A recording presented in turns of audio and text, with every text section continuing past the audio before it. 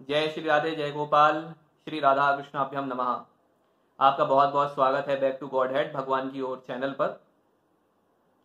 जैसे कि हमारी चर्चा का विषय भगवान के चरित्र होते हैं अपने वेद पुराणों में से, उनमें से आज एक चरित्र है श्रीमद् भागवत अंतर्गत, जहाँ अथेकोन नवेतमो अध्याय के अंदर इस चरित्र को वर्णन किया गया है। श्री भृगु जी महाराज द्वारा त्रिदेवों की परीक्षा, यह टाइटल है। एक बार सरस्वती नदी के तट पर बड़े बड़े ऋषि मुनि अमलात्मा विमलात्माओं की सभा लगी। सारे ऋषि मुनि एकत्र हुए एक बहुत बड़े यज्ञ के आयोजन के लिए। उनमें किसी बात को लेकर विवाद छिड़ जाता है। विवाद हुआ कि त्रिदेवों में कौन बड़े। उन लोगों ने यह बात जानने के लिए कि ब्रह्मा विष्णु और महेश में कौन बड़े, ब्रह्मा जी के पुत्र भृगु जी को उनके पास भेजा गया। भृगु जी महाराज को परीक्षा लेने के लिए भेजा गया। श्री ब्रह्मा जी के लोक में जब भृगु जी पहुंचे, तब भृगु जी ब्रह्मा जी के पुत्र हैं, तो उन्हें देखकर ब्रह्मा जी बड़े प्रसन्न हुए। लेकिन भृगु जी ने जाकर अपने पिताजी का आदर नहीं किया, प्रणाम नहीं किया, उन्हें नमस्कार नहीं करी, नमस्ते नहीं करी। इस पर ब्रह्मा जी को क्रोध आ गया। जब उन्हें क्रोध आता है तो अंदर ही अंदर, सबसे पहले हमें जब भी क्रोध आता है तो हम अंदर से पहले गुस्सा होते हैं, फिर वो अपने चेहरे से, अपने रिएक्शन से, अपनी जबान से वो स्फुरित होता है, बाहर निकलता है। वैसे ही ब्रह्मा जी, जैसे ही उन्हें क्रोध आया, वो अपनी मनोगति को भांप गए और शांत हो गए। परंतु उन्हें क्रोध आ गया, ये सोचकर कि ये मेरा बच्चा है, मेरा बेटा है, भृगु जी के लिए वो शांत हो गए। पर भृगु जी वहां से चले गए। अब भृगु जी कैलाश पर्वत पर भगवान शिव के लोक में जाते हैं। वहां भृगु जी को आया देखकर भगवान भोलेनाथ प्रसन्नता से आसन से उठ खड़े होते हैं और उनकी तरफ आलिंगन के लिए दौड़ते हैं, उन्हें अपने गले लगाने के लिए दौड़ते हैं। क्योंकि सृष्टि क्रम में भृगु जी भगवान शंकर के भाई हैं। मैं फिर से बता दूं, सृष्टि क्रम में, अगर आपको समझ नहीं आए तो आप कमेंट करें और ये बात मुझसे पूछे कि वो क्या चीज है। परंतु यहाँ भृगु जी के भाई भगवान भोलेनाथ हैं। सृष्टि क्रम में अपने भाई को गले लगाने के लिए वो दौड़े, परंतु भृगु जी ने कहा कि तुम लोक और वेद की मर्यादा का उल्लंघन करते हो, इसलिए मैं तुमसे आलिंगन नहीं करूंगा। भृगु जी की यह बात सुनकर भगवान भोलेनाथ तिलमिला गए और उनकी आंखें चढ़ गईं। उन्होंने त्रिशूल उठाकर महर्षि भृगु जी को मारना चाहा। इतने में माता सती ने उनके चरणों में वंदना करी कि भगवान भोलेनाथ, आपका स्वभाव बड़ा शांत है, कृपा करके आप महाराज इस अपराध को छोड़ दीजिए, इनके अपराध को भूल जाइए। तब भृगु जी वहां से चलते हैं विष्णु भगवान के बैकुंठ लोक को। भृगु जी विष्णु भगवान के बैकुंठ निवास स्थान में आते हैं। उस समय भगवान विष्णु लक्ष्मी जी की गोद में अपना सिर रखकर लेटे हुए हैं। भृगु जी ने जाकर उनके वक्ष स्थल पर, मतलब उनकी चेस्ट पे, जहां अपना हर्ट होता है, वहां जाकर लात मारी। आप तनिक विचार करिए कि अगर आप अपनी पत्नी के साथ बैठे हुए हैं और ऐसे नित्य स्थान पे। एक और मैं आपको बात बताऊं कि श्री विष्णु भगवान के लोक में संतों के लिए 7 द्वार के भीतर भगवान रहते हैं। 7 द्वार। कभी आप साउथ इंडियन टेम्पल्स को विजिट करना अगर किया होगा तो याद करिए, उनके यहाँ पे गेट्स का विधान है साउथ में। 1 द्वार, 2 द्वार, 3 द्वार, तो बहुत अंदर जाके ठाकुर जी विराजमान होते हैं। वहां श्री विष्णु भगवान माता लक्ष्मी जी की गोद में सिर रखकर लेटे हुए थे। तब भृगु जी ने जाकर उनकी चेस्ट पे लात मारी। इस पर भगवान विष्णु बोले कि हे ब्राह्मण, आपका स्वागत है। अब आप ध्यान से शब्दों को सुनिए। उन्होंने कहा, हे ब्राह्मण, आपका स्वागत है, आप भले पधारे प्रभु। इस आसन पर बैठकर कुछ क्षण विश्राम करिए। आप इतने दूर से आए हैं, आप थक गए होंगे। ये आपके सुकुमार चरण मेरे इस कठोर वक्षस्थल पर लगने के कारण इस आघात से कहीं दर्द तो नहीं हो उठा। आइए मैं तनिक आपके चरणों को दबा दूं। तो प्रभु ने अपने हाथों में भृगु जी के चरणों को लेकर उनकी पाद सेवा करनी स्टार्ट करी। उनके चरणों को वो सहलाने लगे, दबाने लगे। इतना देखकर महामुनि भृगु जी के नेत्रों से अश्रुधार बह चली।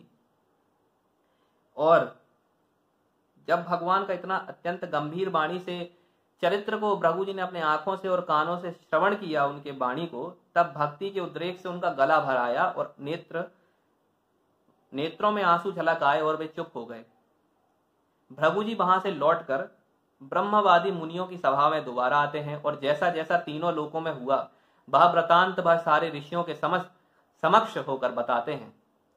भृगु जी का अनुभव सुनकर सारे ऋषि मुनि बड़े विस्मित हुए और उनका संदेह दूर हो गया, उन सबका संदेह दूर हो गया और सबने एक स्वर में कहा कि भगवान विष्णु ही साक्षात धर्म, ज्ञान और वैराग्य और शांति की साक्षात मूर्ति है। क्योंकि वे ही शांत हैं और अभय के उद्गम स्थान हैं, इसलिए साक्षात भगवान विष्णु सबसे बड़े हैं, सबसे बड़े हैं। भूयांसः शद्रधु श्री विष्णु यतम शांतिर यतो अभयम। मैं फिर से श्लोक आपको बोलूं। भूयांस सद्य ध्रुव विष्णुम यतः शांति यतो अभयम। वे ही शांति और अभय के उद्गम स्थान है, ऐसा इस श्लोक का मंतव्य है। कहने का मतलब है धर्मः साक्षात यतो ज्ञानम वैराग्यम च तदन्वितम ऐश्वर्यम चाष्टाद्य यस्माद् यशश्च तत्मलापहम यश्चास्तत्मलापहम। मतलब भगवान विष्णु ही साक्षात धर्म, ज्ञान, वैराग्य, 8 प्रकार के ऐश्वर्य और चित्त को शुद्ध करने वाले यश का प्राप्ति स्थान है। वहीं से ये 8 ऐश्वर्य ऐसी चीजें प्राप्त होती हैं, इसलिए भगवान विष्णु बड़े हैं। उनका जो स्वभाव है बड़ा करुणा वाला है। कल भी मैंने आपको सुनाया था कि भगवान विष्णु का ऐसा स्वभाव कि उस गजेंद्र ने क्या ही स्तुति करी थी, बस भगवान को एक बार मन से स्मरण किया कि प्रभु आपने हमें कभी ऐसा वरदान दिया था, आज आप रक्षा करें क्योंकि हम बहुत कष्ट में हैं। भगवान सिर्फ बैठे थे और तुरंत भागते हुए आए उसकी रक्षा के लिए। तो ऐसे करुणावत्सल भगवान को हम सब का कोटि कोटि प्रणाम है। जो भी इस कथा को सुने उसकी तरफ से मैं खुद भगवान श्री कृष्ण के चरणों में आप सबकी ओर से प्रणाम करता हूं। आप अगर इस कथा को यहाँ तक सुनेंगे तो आपका प्रणाम निश्चित ही भगवान तक पहुंचे, ऐसी मेरी उनसे प्रार्थना। और ऐसे करुणावत्सल भगवान को हम लोग भूल कर ना जाने क्या क्या देखते रहते हैं, जिससे हमारे मन में टेंशन्स आती हैं और तमाम टाइप की चिंताएं आती हैं। एक और मेरा कारण है इन सारी चीज़ों को पढ़कर सुनाने का, क्योंकि मेरी जो सोसाइटी रही है, मेरी जो अल्मा मैटर रही है, एजुकेशनल मेरा जो बैकग्राउंड है, वहाँ इतने वेराइटीज ऑफ पीपल से I have met, I have been into contact with so many kind of people that there were so many questions. They had faith in God, but the faith was of like God exists only. मतलब there were lack of confidence in him that he only exists and none of us. Because of him we all exist. And when he thinks that this world has to be created, the world creates itself.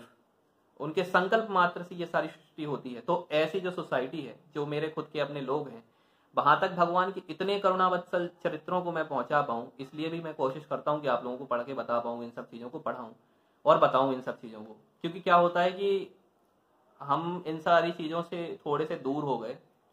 कुछ पढ़ाई का भी है, कुछ इस time का ऐसा effect भी है कि हम अपनी किताबों में रह जाते हैं। बड़े बड़े इकोनॉमिस्ट की, पॉलिटिकल थिंकर्स की किताबें पढ़ते हैं, लेकिन जो वास्तविक चरित्र हैं जिससे कि हमारी पूरी कल्चर डिफाइंड है, सनातन धर्म डिफाइंड है, उन सारी चीजों से थोड़े से हम दूर हो गए।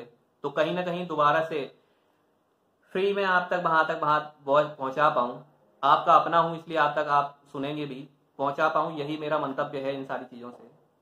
उम्मीद है कि आपको ये पसंद आएगा। ये चरित्र भगवान की करुणा का एक बहुत सुंदर उदाहरण है। आप ध्यान से इस बात को सोच कर देखिए कि अगर आप अपनी वाइफ के साथ बैठे हो, कोई आपको आपके लात क्या चांटा मार दे तो आपका रिएक्शन क्या होता। इसलिए वो भगवान विष्णु है, क्योंकि उनका ये रिएक्शन है।